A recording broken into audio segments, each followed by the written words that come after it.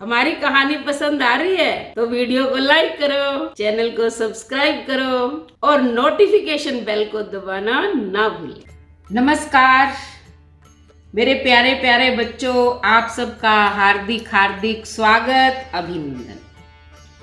आज मैं आपको महात्मा विठोबा जी के महान आदर्श चरित्र के बारे में बता रही हूँ कि उनके अंदर कितनी सहनशीलता थी। वो कभी भी किसी पर क्रोध नहीं करते थे। एक बार की बात है कि वो अपनी कुटिया में रहते थे और बहुत सारे यात्री, आने जाने वाले भक्त उनके दर्शन करने के लिए उनकी कुटिया पर आते थे और प्रवचन सुनते थे।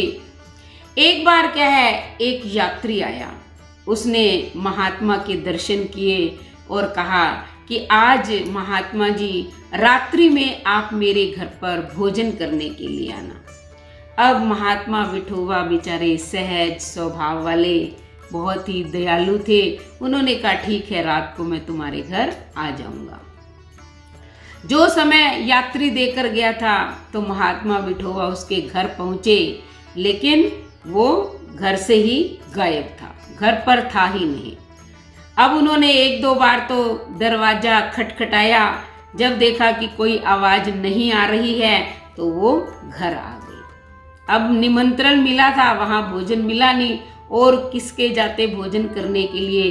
फिर बेचारे रात्रि में भूखे ही रहे, भूखे ही सो गए।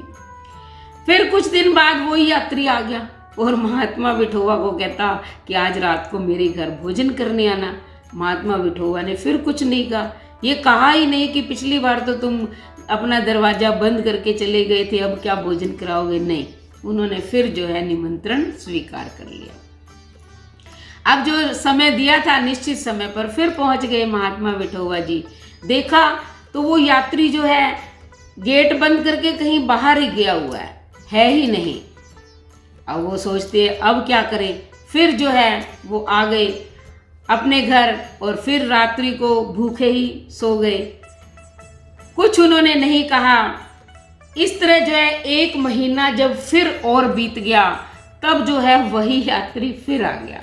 देखो, ढीठता की भी कोई सीमा होती है। 2 बार उसने भोजन का निमंत्रण देकर भोजन नहीं कराया, आज फिर आ गया।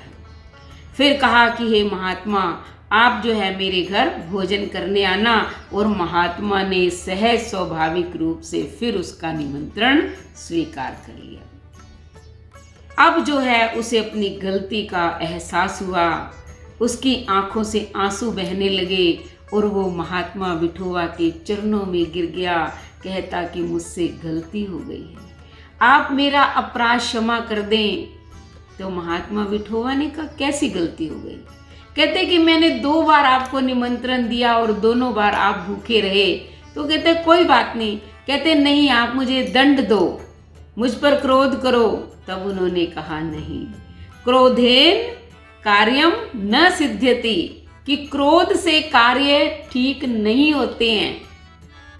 व्यक्ति को क्षमा करके, सहनशीलता से, प्रेम से आप बदल सकते हो। उसे उस पर क्रोध करके या दंड देकर उसे परिवर्तित नहीं कर सकते हो। कहते कि हे पुत्र, तुम्हारा हृदय परिवर्तित हो गया, तुमने अपनी गलती का एहसास कर लिया, यही मेरे लिए सबसे बड़ी क्षमा है।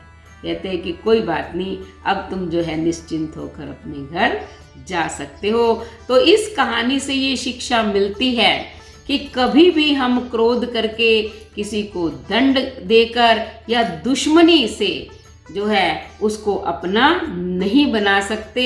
आप मित्रता से, प्रेम से और शांति से, क्षमा करके ही दूसरे को अपना बना सकते हैं। तो धन्यवाद। अगर हमारी वीडियो आपको पसंद आई तो चैनल को सब्सक्राइब करें, लाइक करें, शेयर करें और बेल आइकन के बटन को दबाएं, ताकि इसी प्रकार की कहानियाँ जो है उसका नोटिफिकेशन सबसे पहले आपको मिले।